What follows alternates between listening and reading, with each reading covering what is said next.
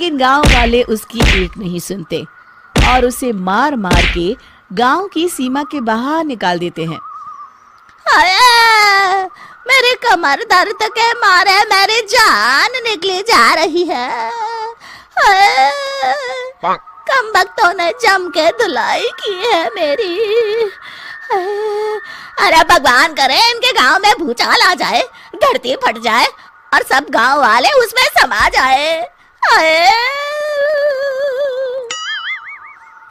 चलते चलते कालिया जंगल में पहुंच जाता है। उसे वहां एक प्रयोगशाला दिखाई देती है। अरे इस जंगल में ये अजीब सा दिखने वाला घर किसने बनाया है? चल कर देखना पड़ेगा। कालिया प्रयोगशाला के पास चला जाता है। दो वैज्ञानिक प्रयोगशाला में बातें कर रहे होते हैं। बधाई हो डॉक्टर चमन, आखिरकार हम दोनों ने मिलकर एक ऐसी घड़ी का आविष्कार कर लिया है जिसे पहनकर कोई भी इंसान गायब हो सकता है। हाँ हाँ, तुमने बिल्कुल सही कहा डॉक्टर जर्माटो। अब कल सुबह ही हम इस जंगल से निकल जाएंगे, लेकिन उससे पहले आज रात के खाने का बंदोबस्त करते हैं। हाँ हाँ, मुझे तो बड़ी जोरों से भूख लगी है, चलो चलते हैं। दोनों वैज्ञानिक वहां से चले जाते हैं। उनके जाते ही कालिया प्रयोगशाला में दाखिल होता है। अच्छा तो ये बात है। कालिया बड़े से कांच के अंदर रखी घड़ी को बाहर निकाल लेता है और अपनी कलाई पर बांध लेता है। फिर घड़ी में लगा बटन दबा देता है। कालिया को एक जोरदार झटका लगता है। कालिया अपने आप को आईने में देखता है तो उसका पूरा शरीर पूरी तरह से गायब हो चुका होता है। अब तो जो चाहे वो कर सकता हूँ। सबसे पहले मैं उन सभी को सबक सिखाऊंगा। गांव वालों, मैं आ रहा हूँ। कालिया गांव की ओर चल पड़ता है। थोड़ी देर के बाद दोनों वैज्ञानिक वहां आते हैं। अरे ये क्या, लगता है कोई हमारी घड़ी चुरा कर ले गया है। ये देखो पैरों के निशान। अब क्या होगा? अगर वो घड़ी किसी गलत हाथों में पड़ गई तो अनर्थ हो जाएगा। तुम चिंता मत करो, हमारी घड़ी में जो बैटरी लगी है ना, वो सिर्फ 24 घंटे चलेगी। उसके बाद वो घड़ी काम करना बंद कर देगी। उधर दूसरी तरफ गांव में सरपंच अपने घर में सो रहा होता है।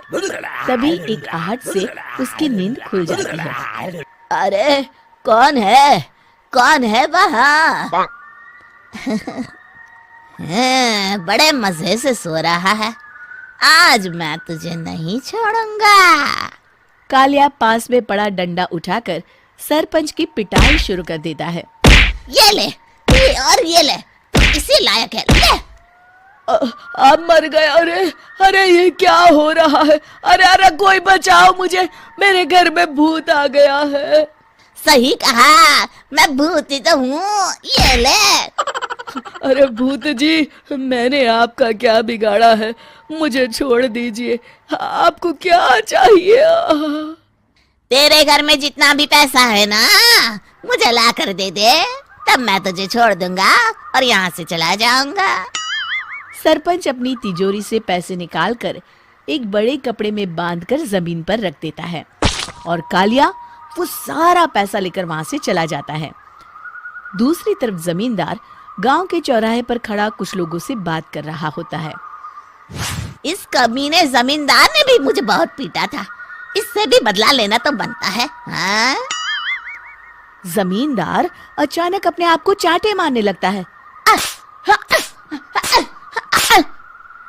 अरे भाई ये क्या हो रहा है? जमींदार साहब अब ठीक तो है ना? अरे मुझे नहीं पता भाई।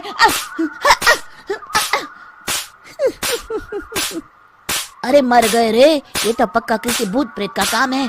जमींदार के अंदर कोई भूत आ गया है। इससे पहले कि ये हमारे अंदर आ जाए, मनोहर भाई अपनी जान बचानी है तो भागो यहाँ से। ये क्या? अरे बाप रे बाप, मुझे तो भूतों से बड़ा डर लगता है, मैं तो चला यहाँ से। अगली सुबह इस घटना से पूरे गांव में दहशत फैल जाती है। सभी गांव वाले आपस में बात करने लगते हैं। अरे भाई पता नहीं कहां से हमारे गांव में एक भूत आ गया है।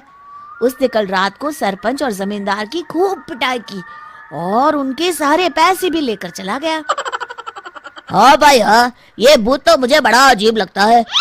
मेरी समझ में नहीं आता कि भूत उन पैसों का करेगा क्या। अरे तेल में पकोड़े बना के तलेगा बेवकूफ। इस बात की चिंता करके कहीं वो भूत हमारे घर में ना आ जाए। तुम बिल्कुल सही कह रहे हो आर्या, मैं भी इसी बात से घबरा रहा हूँ।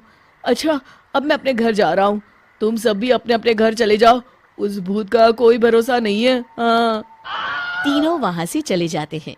दूसरी तरफ कालिया सारे पैसों को एक खंडर में छुपा देता है। इतने सारे रुपए तो मैंने अपनी पूरी जिंदगी में एक साथ कभी नहीं देखे। इस तरह कुछ दिनों में मैं अमीर बन जाऊंगा।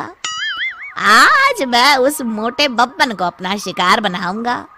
सुना है दहेज में बहुत सारे पैसे और गहने मिले हैं उसे।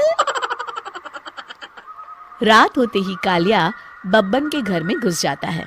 हाँ, मिल गई तिजोरी। अब जल्दी से इसे खोलकर सारे पैसे निकाल लेता हूँ। अरे खुल जा खुल जा। खुल गई। कालिया पैसे थैले में भर ही रहा था कि तभी बब्बन उसके बगल में आकर खड़ा हो जाता है। भाई क्या कर रहा है? हाँ? अरे हट। अरे तेरी इतनी